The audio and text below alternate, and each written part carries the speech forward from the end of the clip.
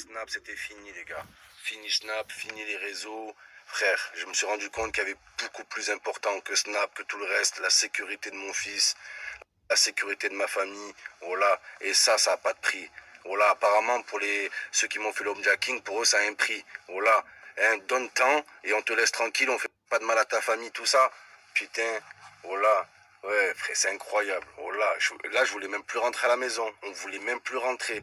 C'est un traumatisme. Eh, c'est traumatisant, c'est choquant. Je sais qu'il y a d'autres influenceurs qui ont vécu des trucs comme ça. Je sais pas comment ils font pour snapper le soir même. Voilà, je sais comment vous faites.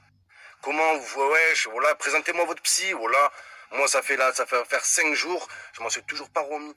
J'en suis toujours pas remis, frère. Je vous parle même pas de ma femme, frère, qui a su garder son sang-froid et tout. Mais c'est incroyable. Je vous en dirai plus, les gars. Par rapport au snap supprimé.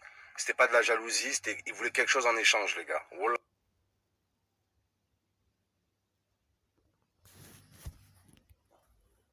Voilà, je suis scotché, je suis encore sous le choc, les gars. Voilà. Ah, vaut mieux en rire. Voilà, vaut mieux en rire qu'en pleurer. Et je vais tout vous raconter, les gars. Voilà.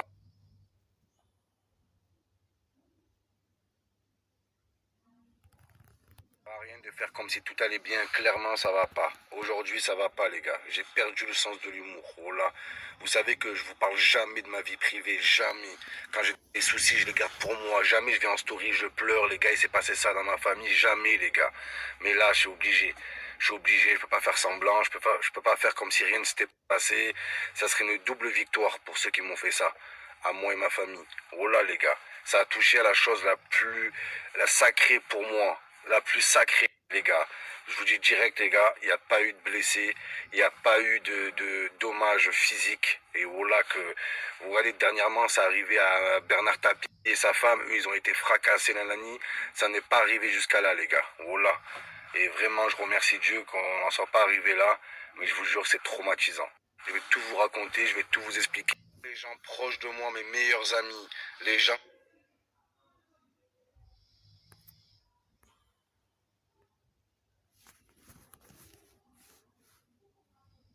de la famille, certains de ma famille qui ont vu que j'avais plus mon snap dès dimanche, ils n'ont pas compris, je répondais pas au téléphone, nanani et tout. Frère, même eux, je leur ai pas dit directement. Même à ma famille, les gars. La vie de ma mère, je voulais pas leur dire. J'ai dit, Momo, garde ça pour toi. Voilà, mais non, en fait. C'est garder pour soi, c'est me mettre encore plus en danger. La vérité, c'est me mettre encore plus en danger, les gars. Quand vous avez des soucis, des vrais soucis, les gars, ne gardez pas ça pour vous. Parlez-en aux gens que vous aimez et surtout aux gens qui vous aiment, les gars. Voilà. Donc même ma famille, j'ai mis du temps à leur dire. Voilà, parce que frère, comment tu annonces ça à ta famille? Ouais, des gens, ils sont rentrés armés dans la maison, frère. Et wesh, t'annonces ça à la daronne, frère. Elle peut faire un malaise, mon frère. Voilà. Donc je suis allé doucement. Il y en a plein, je les rassuré. Tout va bien, non. Ça va pas. Ça va pas. Faut arrêter au bout d'un moment. Ouais, t'inquiète. Non. Je gère rien. Là, j'ai plus rien géré, les gars. Là, j'ai été dépassé. J'ai été dépassé. Sous le choc. Je vais vous raconter en gros. Je vais pas trop rentrer dans les détails. Vous voyez, c'est pas comme si je vous racontais mes vacances, là, c'est quelque chose d'encore traumatisant. Pas que pour moi, surtout pour les gens qui m'aiment. Il y a des gens très proches qui suivent mes stories et tout. Donc je raconterai pas les détails les plus sauvages, mais je vais vous faire du gros, les gars. Je vais vous raconter en gros. Homejacking, ça s'est passé dans la nuit de samedi à dimanche, les gars, entre minuit et demi et 1 heure du matin. Déjà, pourquoi ils appellent ça un homejacking? C'est pas des hommes qui font ça. La vie de ma mère, faut appeler ça des meufs jacking ou je sais pas, mon frère. Voilà, c'est pas des pères de famille. Comment ils peuvent faire ça? C'est incroyable, ça. Donc, les gars, entre minuit et demi, 1 heure du matin, je sors dans ma cour. Là, 3 mecs qui débarquent. 3 mecs, il y en a un qui me parle. Il y en a un qui arrive, gros coup de pression, bouge pas. Oh là, je croyais que c'était un prank. Oh là, je croyais que c'était une blague, genre joyeux anniversaire, que les lumières allaient s'allumer. Non, les gars, c'était pas une blague, c'était pas un anniversaire. Ils étaient pas là pour souffler mes bougies, les gars. La vie de ma mère, je peux vous le dire. Donc le mec, il est là. Je vous dis le détail, j'ai pas trop envie d'insister. Mais oui, les gars, j'ai eu le calibre sous la tempe. La vie de ma mère. Moi seul, hein, je vais pas en rajouter.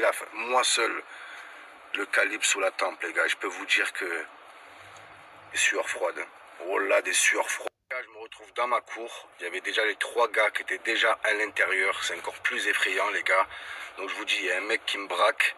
Et là, il me dit, amène-moi au coffre. Oh là, donc j'ai dit, pardon, il me dit, amène-moi au coffre. Wallah, je dis, parle de quoi, coffre de ma voiture? Je dis, j'ai pas de coffre. Il me dit, joue pas au con. Amène-moi au coffre. Je lui dis, écoute, j'ai pas de coffre. Il me dit, ramène-moi dans la chambre des parents. Je lui dis, mais là, déjà, il y a ma femme et mon bébé qui dort. J'ai dit, moi, je te donne ce que tu veux.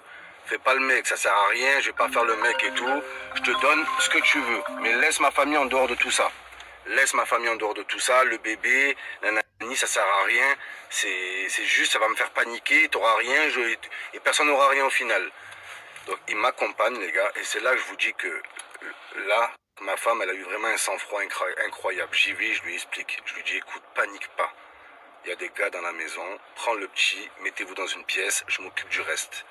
Là, je vous dis que ma femme a eu un sang-froid incroyable, les gars. Frère, imagine, toi, tu dors, on te réveille, on te dit, il y a des mecs armés dans le couloir. Ne panique pas. Ne panique pas et suis mes instructions. Elle les a suivies à la lettre. Elle n'a pas crié. Elle a... laisse tomber. Voilà, ça me rappelle des...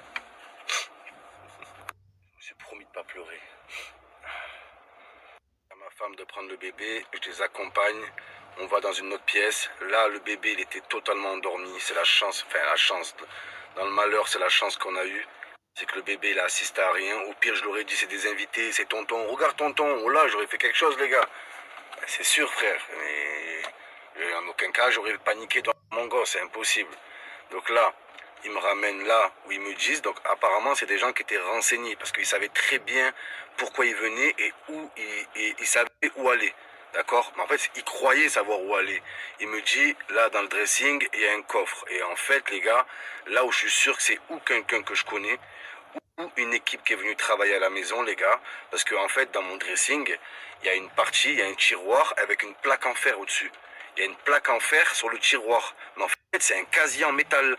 Voilà. Et la personne qui a balancé apparemment le plan, qui a dit à ces gens de venir chez moi, était persuadée que c'était un coffre. Mais c'était pas un coffre, il y a des papiers dedans, il n'y a rien. Les gars, j'ai pas de coffre. Ils m'amènent dans la chambre des parents, genre, là où il y a le dressing. Et là, ils fouillent comme par hasard à cet endroit-là. Là où il y a le tiroir avec la plaque de fer. Ils soulèvent et ils voient qu'il n'y a rien. Il n'y a que 2-3 papiers dedans. Que c'est pas un coffre, il n'y a pas de code, il n'y a pas de clé, rien du tout. Donc ils me disent, ils sont où les bijoux? Et je lui dis, mais quel bijoux? J'ai dit, j'ai jamais porté de bijoux de ma vie, j'en ai aucun. J'ai mes bijoux de famille, d'accord? C'est déjà très bien, frère. J'aurais pas dit ça, hein, mais en gros, j'ai dit, j'ai aucun bijou, zéro. Frère, à part ma femme, qui est là, non, je rigole. J'avais pas la tête à faire le lover, hein, mais vraiment. Donc, pas de bijoux, nanani et tout. Là, il commence à serrer un peu, il commence à s'énerver et tout. Te fous pas de notre gueule, nanani. Frère, t'es blindé, que tu t'embêtes pour 2-3 bijoux. J'ai dit, mais j'ai jamais acheté de bijoux à cause de ça. Je savais qu'acheter des montres ou des bijoux, c'est une invitation à se faire braquer. Jamais je ferais cette connerie, j'en ai pas. Là, il me dit, donne-moi tout ton cash. Cash. Là, il voit qu'il n'y a pas de bijoux, il n'y a pas de coffre, il comprend qu'il s'est un peu trompé et tout.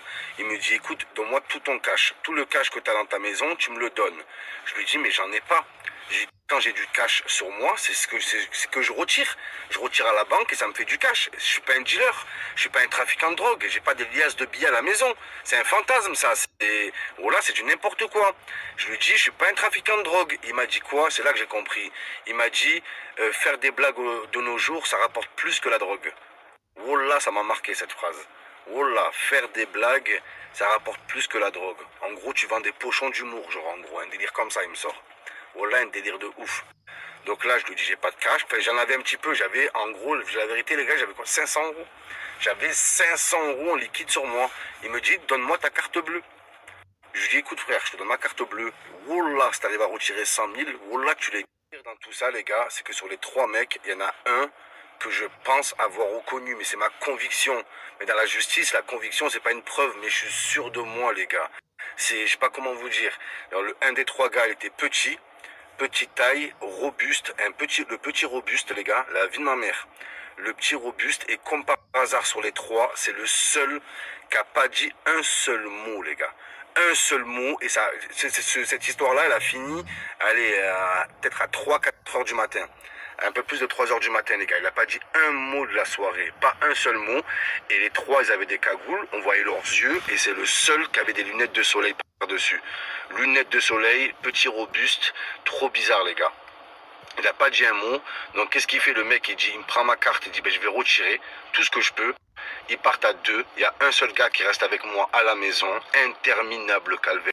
Deux, ils vont retirer. Il y en a un qui reste à la maison. Ils reviennent un quart d'heure après. Donc le mec, il a tout essayé. Il a retiré combien, les gars? 400 euros. 400 balles. Je l'ai prévenu. Je lui ai dit, frère, si t'arrives à retirer 100. Mais moi, j'aimerais bien retirer 100 000. Je peux pas. Ça marche pas comme ça. Et il retire 400 euros. Il avait pris 500 et quelques. Donc il a pris 900 en tout. 900 euros, les gars. Tout ça, frère, c'est quoi? C'est 15 ans, 20 ans de prison de faire ça. 15-20 ans pour 900 euros. Le mec, il serait venu, il aurait toqué à ma porte. Il m'aurait dit, je suis en galère, dépanne-moi. Oh là, que je l'aurais passé, ça se trouve. Oh là là, les gars. Oh là. Tu viens, tu me braques, frère. Dis-moi, je suis en galère. Prête-moi, je te les rends. Oh là, je te les prête. Me les rends même pas, frère. Tu les prends. Si t'arrives à trop faire, tu me les rends. Sinon, tant pis, c'est pas grave. Oh là, 900 balles, frère. 900 E. 900 E, les gars. Truc de ouf. Donc, comme ils ont vu, comme il a vu qu'il n'arrivait pas à récupérer d'argent, qu'il n'y avait rien à prendre à la maison, donc là, il m'a menacé avec mon Snap. Il me dit quoi? Il me dit, passe-moi ton téléphone. Je dis, voilà, au début, je pensais que j'allais prendre tout ce qui est matériel hi-fi, bon, les télés, elles sont cassées, mais je pensais qu'il allait prendre tous mes téléphones, ordi portable, MacBook, non, non, il me dit que ton téléphone, il me dit ton Snap. De là, les gars, frère, en mode me faire braquer, j'allais pas faire le malin, tu vois. Il y a plus important, il y avait mon fiston et Snap. Et je prends Snap, c'est pas grave. Il prend mon Snap, de là, il change les accès et tout. Il me dit, regarde, il est 3 heures du matin, je te laisse jusqu'à 10 heures du matin pour aller à tel endroit, il y a une poubelle et tu poses 30 000 euros dedans. Si il y a les 30 000 euros, de là où je suis, je te réactive ton compte, je te repasse tous tes trucs. Si à 10 heures, il n'y a pas les 30 000 euros, bien sûr, les gars, ce qui s'est passé derrière, c'est que direct quand ils sont partis, ça a alerté à droite à gauche. On a fait en sorte, on peut pas, frère. Donc voilà. Donc ça a été annulé tout ça. Bien sûr, l'argent, je l'aurais jamais donné. Le compte, ils me l'ont pas rendu. On a dû passer par d'autres moyens pour le récupérer. Les gars, le principal, c'est que tout le monde est en bonne santé. Voilà, à part des petites séquelles psychologiques, les gars, physiquement, tout le monde va bien. C'est le plus important. Voilà, et ma famille, ils n'ont pas subi de coups, ils n'ont pas subi plus que ça. Ma femme, elle a gardé son sang-froid, tout le monde a gardé son sang-froid, et tout le monde s'en est bien sorti, c'est l'essentiel. Mais je vous jure que c'est pas évident. Tu réfléchis à 2 fois avant de revenir chez toi. Moi, le jour même, je voulais déménager à l'étranger, les gars, tout arrêter, déménager, partir loin. Oh là, en Patagonie, les gars, en patin à roulette, je voulais aller là-bas. Oh là, les gars, putain, mais voilà. J'imagine qu'il y a des gens qui sont beaucoup inquiétés. Donc voilà, à l'heure où je vous parle, on va bien. Le pire est passé. Des gens de ma famille, des gens proches et tout, dès qu'ils ont vu que je donnais plus de nouvelles sur Snap et tout, c'est même des abonnés à moi, ils se sont directement inquiétés. Il y en a, au bout de 24 heures, ils ont compris que c'était grave, direct. Parce que vous savez que moi, je disparais pas des réseaux comme ça, il n'y a aucune raison. Il y a des influenceurs, ils sont là, ouais, j'ai fait un burn-out. Ouais, j'ai fait un burn-out, ouais, un burn-out. Ouais, voilà, trop, c'est trop.